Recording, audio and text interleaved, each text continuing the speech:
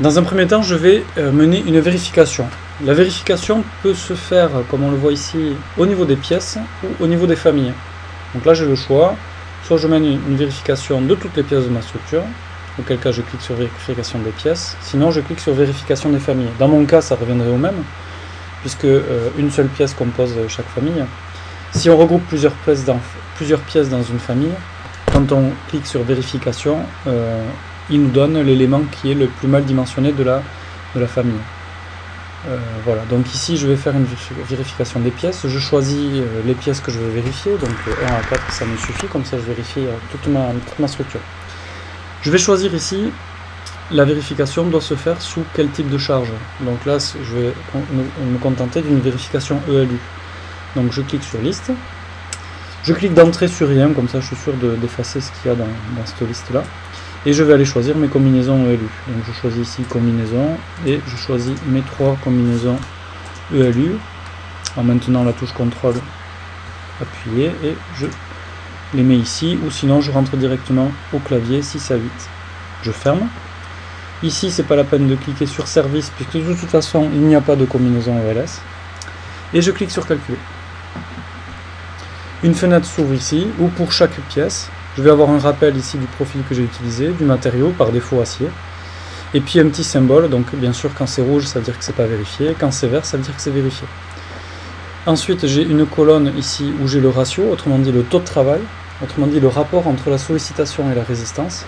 Et bien sûr ce rapport doit être inférieur à 1 ou égal à 1 pour que la pièce soit vérifiée. Donc ici je m'aperçois que mon poteau gauche et traverse droite sont sous-dimensionnés.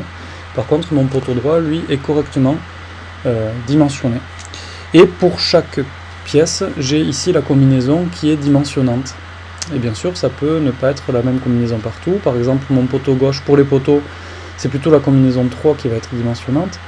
Pour les traverses, c'est plutôt la combinaison 1. Donc si on fait un petit... je vais fermer cette fenêtre, j'y reviendrai après. Si on fait un petit retour en arrière, ma combinaison ELU1,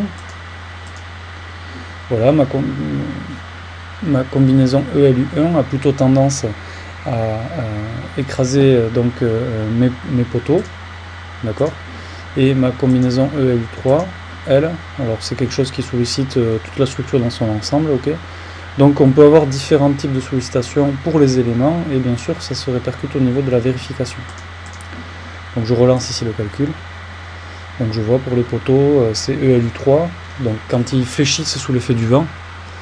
Et pour mes traverses, c'est ELU1, donc quand elles sont fléchies sous l'effet du poids propre, et pas soulagées par le vent. Si je veux un peu plus de détails sur le calcul, je clique sur une ligne, par exemple ici la traverse gauche, IP200, je veux en savoir un petit peu plus. Je clique sur cette ligne, et j'ai ici plusieurs renseignements, donc le calcul des éléments sollicitants, le moment, donc l'effort normal de calcul, ici, le moment de calcul et l'effort tranchant de calcul. Et ensuite ici des taux de travail en flexion et à l'effort tranchant. Et ici un rappel comme quoi j'ai choisi de négliger le déversement et le flambement suivant les deux directions. Ok. Donc comme c'est pas vérifié, je peux pas en rester là, je suis obligé de faire un dimensionnement. Donc je vais dimensionner mes familles, autrement dit dimensionner tous les éléments un par un, et en choisissant les sections que j'ai définies préalablement. Donc je vais dimensionner mes familles 1 à 4, de la même façon, toujours à l'ELU, je pourrais faire un dimensionnement à l'ELS, et je clique sur calculer, et j'ai de nouveau donc une fenêtre qui s'affiche, avec ici pour chaque famille, le profilé, la section, pardon, qui est convenable pour les charges qu'on a définies.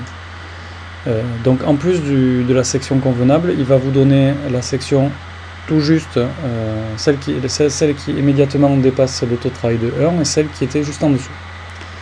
Donc là on peut voir que pour le poteau gauche c'est plutôt un HEA 100 qu'il faut, pour le poteau droit c'est un HEA 180, donc il a bien respecté le fait que je lui ai dit que je voulais des HEA pour le poteau, et ici pareil des IPE pour les traverses.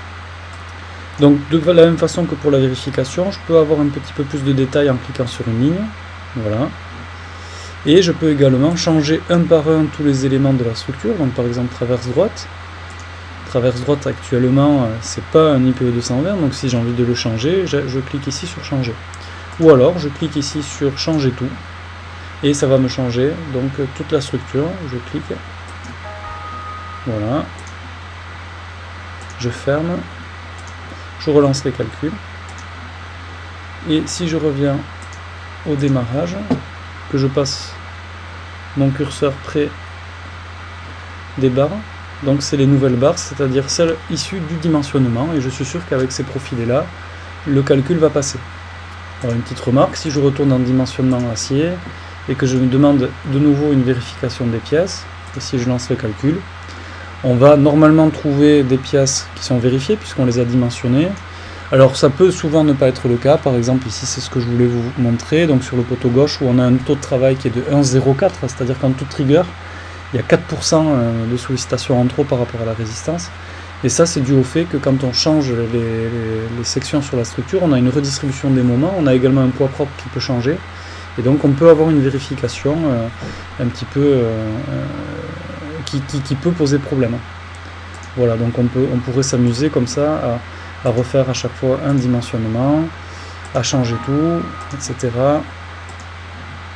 Et à refaire par exemple une vérification des pièces. J'ai oublié de lancer les calculs, j'étais un peu vite, donc je lance les calculs. Et refaire une vérification des pièces pour s'apercevoir que cette fois-ci tout passe, mais ici on a dû passer avec un hachoir sans verre.